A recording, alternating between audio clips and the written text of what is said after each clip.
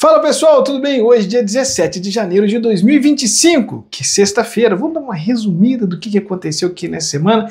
Muita coisa aconteceu, muita coisa mudou, tem uma série de fatos aí. Vamos falar o primeiro dele, logo no início da semana, críticas ao IBGE. O IBGE acabou mudando aí a estrutura, a forma com que ele vai medir aí a taxa de desemprego no país. Isso deu uma repercussão negativa demais. Por quê? Agora pessoas que estão ligadas ao Bolsa Família ou estão recebendo Bolsa Família não serão mais desempregadas. Pessoas também que estão procurando emprego há muito tempo não conseguem, também não serão consideradas. E aí não vamos fazer justiça aqui, né?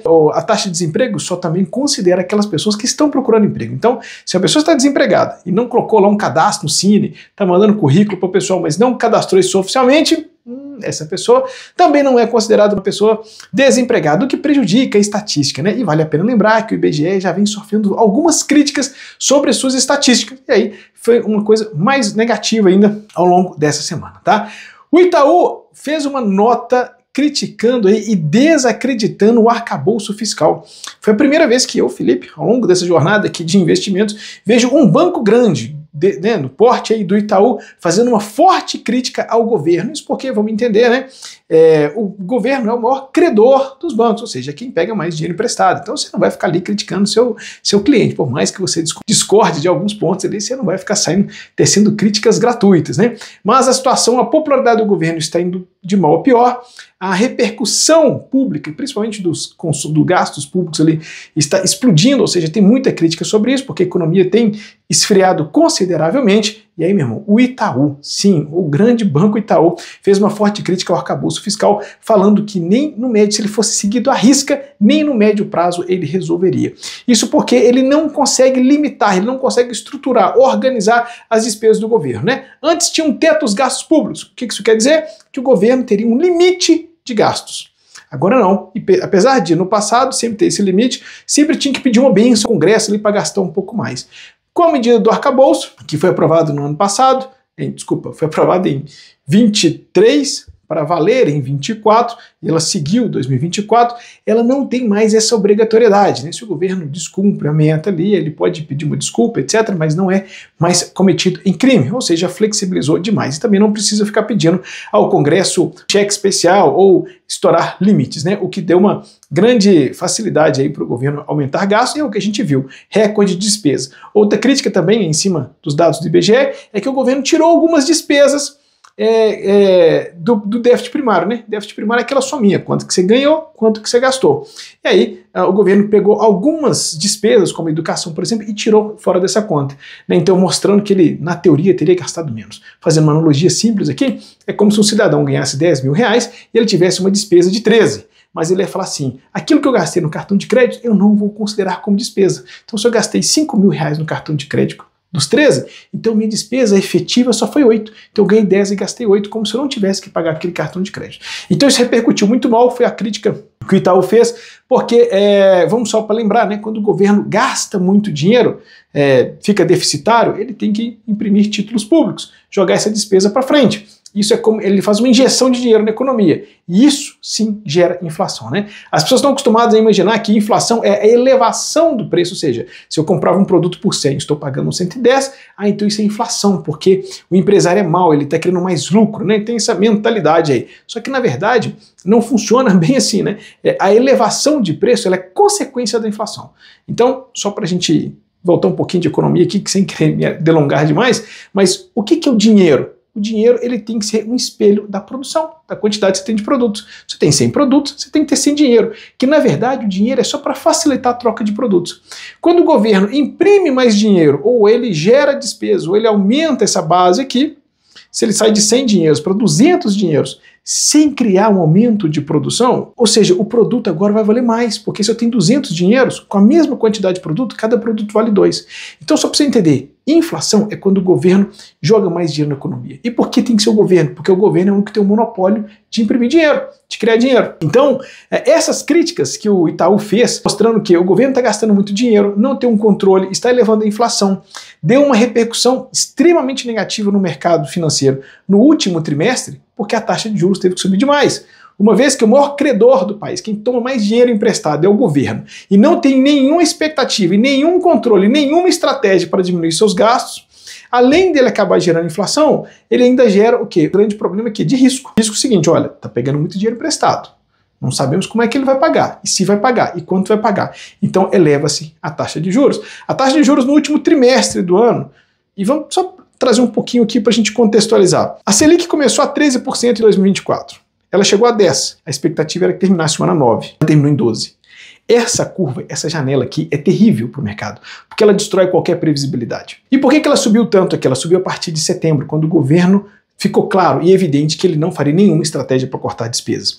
Inclusive, a repercussão pior ainda foi essa semana o Lula falando que tivemos um milagre econômico, que foi tudo muito bem, que terminamos 2024 com história. Ou seja, está iludindo, se iludindo, tentando iludir alguns, mas quando você joga no papel, você vê que nada disso está acontecendo e vai destruindo ainda mais a pouca credibilidade que o governo tem.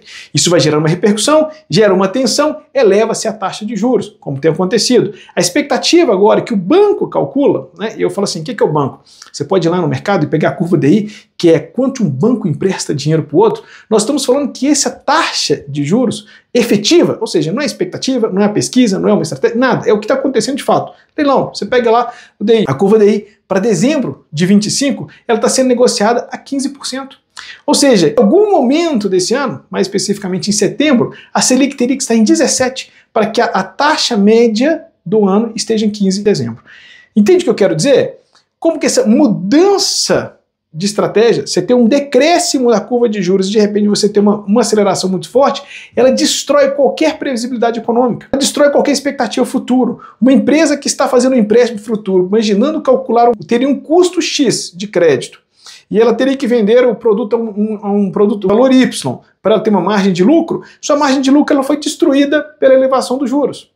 Ou seja, ela já sabe que ela vai ter que pagar mais juros. Porque quando você fala assim, estou pagando uma taxa indexada ao CDI, ou seja, se o CDI vai subir, o meu pênalti aqui, ou seja, o meu custo aqui também vai subir. Então esse é o problema. A gente vê financiamentos aí hoje, as linhas de crédito de financiamento imobiliário bater na casa de 15%. Fica quase impraticável você financiar 80%, 70% do imóvel numa taxa tão elevada assim por 20 anos. Você pagaria 3, 4 imóveis ali. Então, isso sintetiza a crítica que o presidente do Itaú, a carta do Itaú, acabou falando aí nessa semana. Então deu um panorama geral, essa desacreditando o arcabouço, ou seja, mesmo que o governo siga à risca o arcabouço, nem no médio prazo. E o que é médio prazo? Mercado financeiro, de 2 a 5 anos.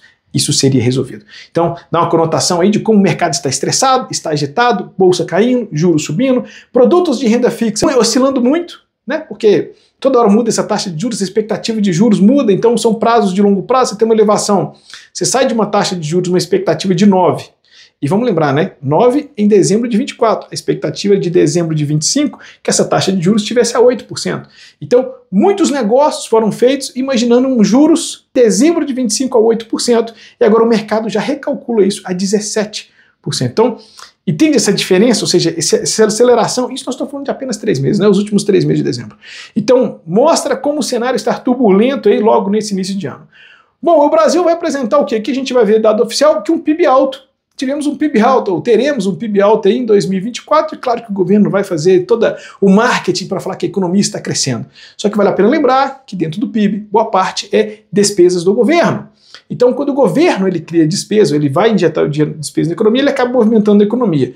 E aí que você pensar no modelo keynesiano, você vai achar que isso é legal. Né? O Keynes falava, olha, se o país está numa recessão, o governo vai lá e gasta dinheiro que ele vai gerar a economia. Isso de fato acontece. Sim, você tem um crescimento econômico. Só que você não tem uma melhora na qualidade de vida das pessoas, porque não são as pessoas que estão gastando dinheiro.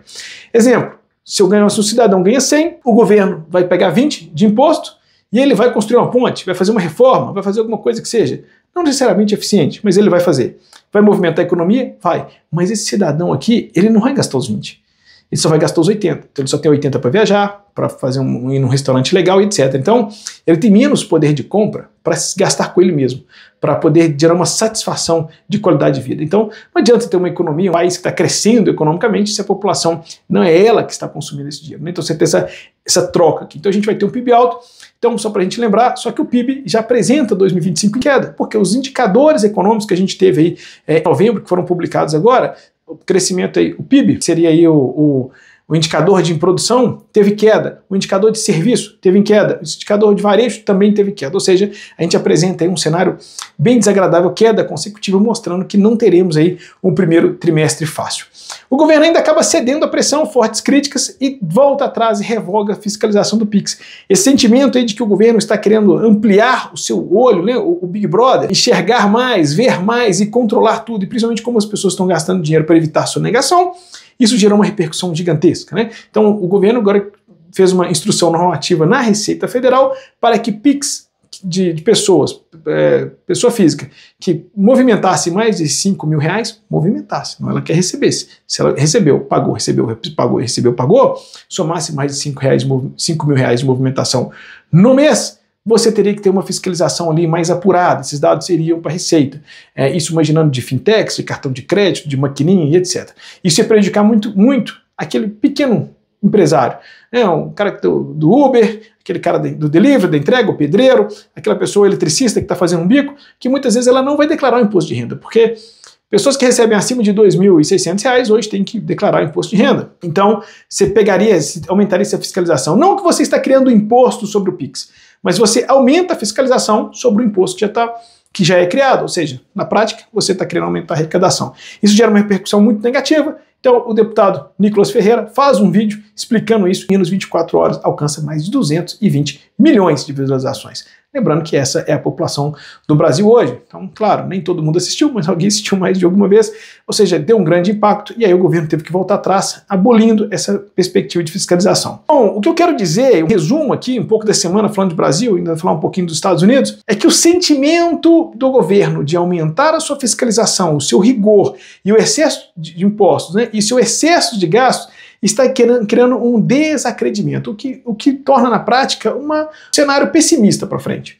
É claro que ainda a gente está num período de férias, o presidente da Câmara e do Senado vão ser eleitos ainda em fevereiro, nada politicamente vai acontecer enquanto isso, teremos carnaval ali na primeira semana de março, última semana de fevereiro, primeira semana de março. A gente só vai sentir de fato que as coisas que vão acontecer aqui no Brasil depois de março, porque para qualquer alteração política dessa aqui, precisa do Congresso, e ninguém vai movimentar agora, já que o Arthur Lira e o Rodrigo Pacheco, presidente de Câmara e Senado consecutivamente, estarão saindo, terão alternância. Então precisa ter essa alternância para saber qual que é a visão dos presidentes, o que eles vão pautar. Fato é que tem uma impopularidade muito grande, ainda no final do ano tivemos ainda os deputados extremamente insatisfeitos com o governo, visto que suas emendas parlamentares foram canceladas e bloqueadas. Ou seja, tem muita coisa para acontecer. Então acompanhe diariamente o Café Econômico, para manter-se informado e, claro, siga a gente que também acompanha esse resuminho aqui da semana que a gente vai lançar toda sexta-feira, tá? Falando do aspecto internacional, a grande expectativa é a entrada do Trump. Falou que vai aumentar impostos aí de outros países, principalmente China, México e Canadá. Ele já começou a governar em dezembro, mesmo ainda sem assumir a posse, né? Mas a sua postura, o seu posicionamento, as suas imposições, as suas falas já gerarão repercussões no mundo todo. A Rússia e a Ucrânia já começam a falar de um acordo de paz e querem negociar com Trump. Você também tem aí Israel e os terroristas, Hamas, Hezbollah e Houthis, já tentando discutir ali um cessar-fogo, também um acordo, entrega ali de reféns, ou seja, são tudo consequências aí da gestão Trump. Críticas surgem através do seu nome, imaginando aí que o Trump vai aumentar os impostos sobre a China, México e Canadá, como ele já sinalizou, caso não cumpra alguns objetivos, isso geraria inflação nos Estados Unidos, subiria taxa de juros por lá. Na prática, o sentimento que tem agora, inclusive só essa semana, é de que a taxa de juros por lá possa cair em março. O Trump, sim, vai levar impostos talvez de produtos importados, ainda não declarou, a expectativa é que ele anuncie alguma coisa nesse sentido na segunda-feira, quando assuma de fato a presidência e a posse do governo. Isso poderia gerar uma certa repercussão, afetaria países emergentes como o Brasil, mas a gente tem que ficar atento, porque o Trump também ele quer reduzir os impostos da sua população, fazer uma reforma tributária, enxugando os impostos e não aumentando os impostos como foi no Brasil. Se isso de fato acontecer, o dólar vai ficar ainda mais forte, o que pode gerar uma pressão inflacionária para a gente. Eu sei que são muitas informações, mas é um resuminho do que está acontecendo e como toda notícia ela é viva, ou seja, a gente tem que manter acompanhando, a gente tem um compromisso com você de te manter informado aqui diariamente, resuminho toda semana. Uma ótima semana para você, bons trades, boas operações, bons investimentos. Siga a gente nas redes sociais. Um abraço e até mais.